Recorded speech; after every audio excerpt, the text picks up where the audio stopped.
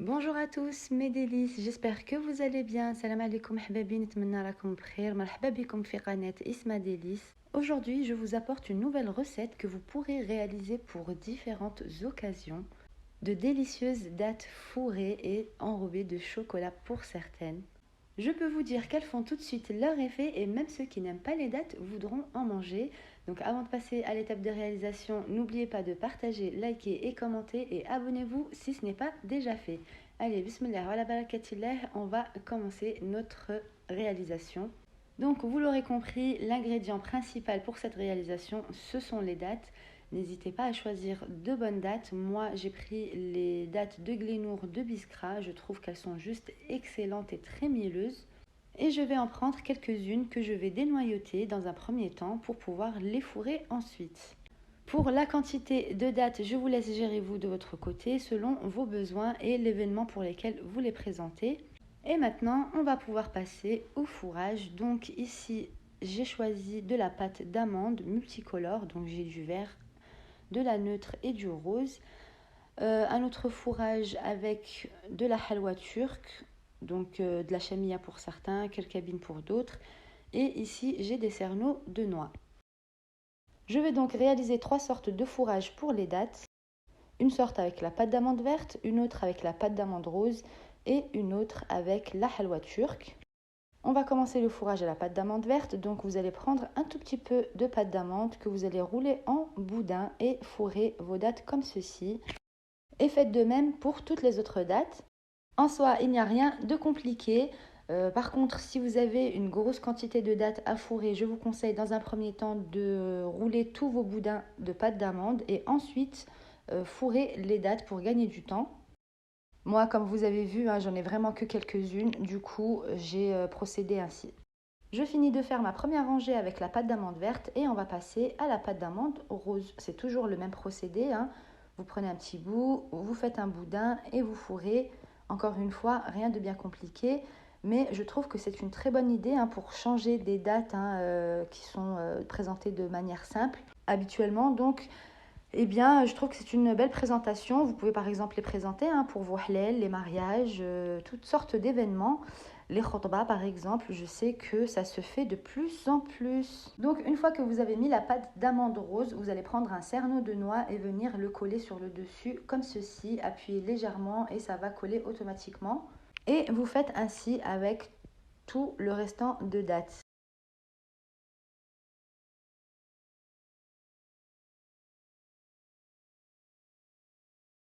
Et ensuite, on va passer au dernier fourrage qui est donc le fourrage à la halwa turque ou bien, comme certains l'appellent, la kelkabine ou la chamia. Le mélange des deux est juste exquis. Je vous conseille vivement d'essayer ce fourrage-là. Moi, je le préfère à la pâte d'amande personnellement. Et pareil, c'est exactement le même procédé, sauf qu'il n'y a pas de boudin à réaliser. Là, c'est vraiment, vous y allez à vue d'œil, vous prenez un petit peu de halwa turque et vous fourrez ainsi. Vous faites donc exactement la même chose avec le restant de dattes et moi je vous retrouve juste après pour la finition pour encore plus de gourmandise.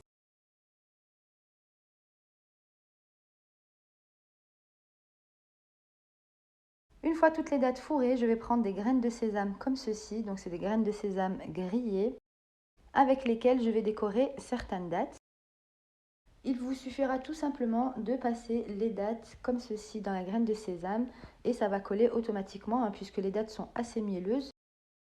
En plus d'apporter un goût supplémentaire, ça va donner une petite présentation sympa aux dattes.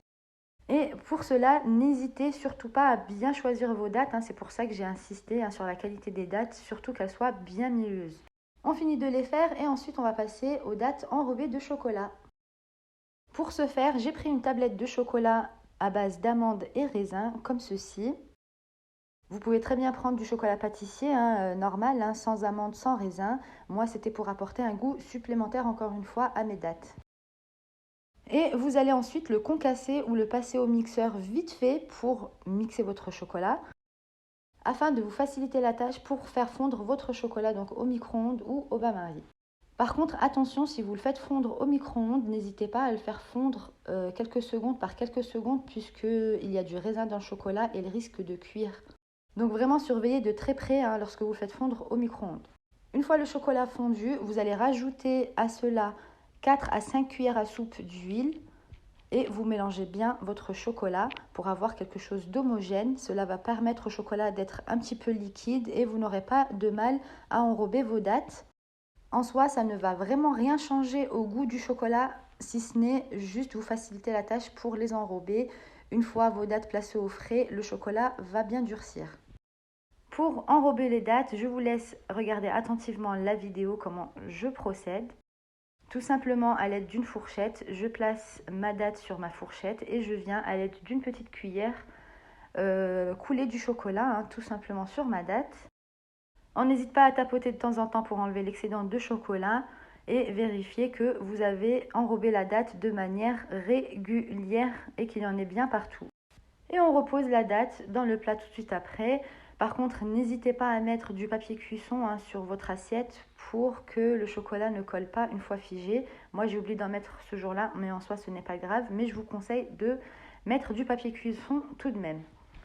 Et ensuite, pour rajouter de la déco, je viens placer une amande entière comme ceci sur le dessus de la datte. Faites-le tout de suite après pendant que le chocolat n'est pas encore figé par contre. Et on procède ainsi avec tout le restant de dattes. Donc vous l'aurez remarqué, moi j'ai choisi d'enrober au chocolat les dattes fourrées à la pâte d'amande verte et celles à la halwa turque, puisque les autres on les a décorées avec les graines de sésame.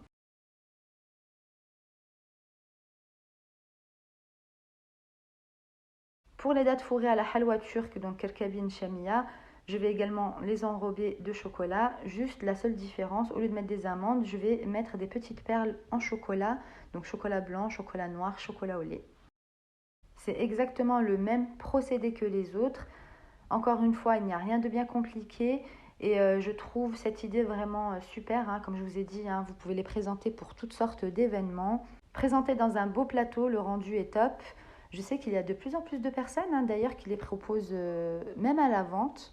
Certains traiteurs par exemple aussi qui les présentent pour leurs prestations. Et hormis tous ces événements, vous pouvez très bien les réaliser pour vous-même, pour les déguster à la maison tout simplement. Quand on est gourmand, on n'attend pas qu'il y ait un événement pour se faire plaisir. Après, pour la déco, donc la présentation, les goûts, tout ça, bien sûr, vous pouvez procéder de la manière dont vous voulez. Moi, je vous apporte les idées et à vous de laisser libre cours à votre imagination. Je ne cesserai de vous le dire, mes petits délices. Et ne vous inquiétez pas, c'est normal si le chocolat est déborde de partout, tout ça. Une fois que vous allez démouler les dattes, tout va rentrer en ordre et vous allez avoir vraiment une présentation nickel. D'autant plus que ensuite on va les mettre dans des caissettes. Donc ne vous inquiétez pas si vous avez ce rendu en image. Tout va rentrer dans l'ordre tout à l'heure. Donc vous faites la même chose pour toutes les dattes et ensuite vous allez placer tout ça au frais pendant quelques temps, histoire que le chocolat fige et on se retrouve juste après. Et en attendant que le chocolat prenne pour les autres, on récupère celles avec les graines de sésame et on va les placer dans des caissettes, des petites caissettes comme ceci. Vous pouvez facilement les retrouver à Carrefour, Leclerc, tout ça dans les grands commerces. Rayon pâtisserie, ils en vendent partout. Et vous placez tout simplement vos dattes dans les caissettes, histoire de soigner la présentation.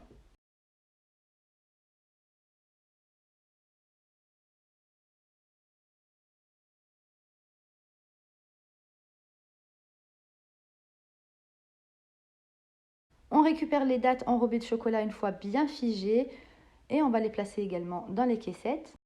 Je ne sais pas si vous vous souvenez, tout à l'heure je vous ai dit de les poser sur du papier cuisson pour vous faciliter la tâche au démoulage. Pas comme moi qui ai oublié de le mettre et je me suis retrouvée à les démouler à la petite cuillère. En soi, rien de bien compliqué, mais j'avoue que ça aurait été plus pratique si j'avais mis du papier cuisson.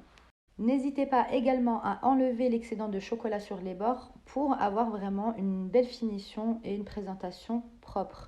Puisque c'est vraiment la finition qui fait toute la différence en pâtisserie, que ce soit dans toute autre chose d'ailleurs. Plus c'est beau à voir et agréable à voir et plus ça donne l'envie de manger. Et c'est vraiment la finition qui fait toute la différence. Donc n'hésitez pas à faire attention aux moindres petits détails. C'est vraiment le conseil que je vous donne pour que ce soit même le salé d'ailleurs. Plus la finition est travaillée, plus la déco est travaillée et plus c'est soigné. Comme on dit, avant de manger avec la bouche, on mange avec les yeux. Et vous procédez donc ainsi avec toutes les dates, vous les mettez toutes dans des caissettes et voilà, nos belles dates fourrées et enrobées de chocolat et de graines de sésame sont finies, mes petits délices.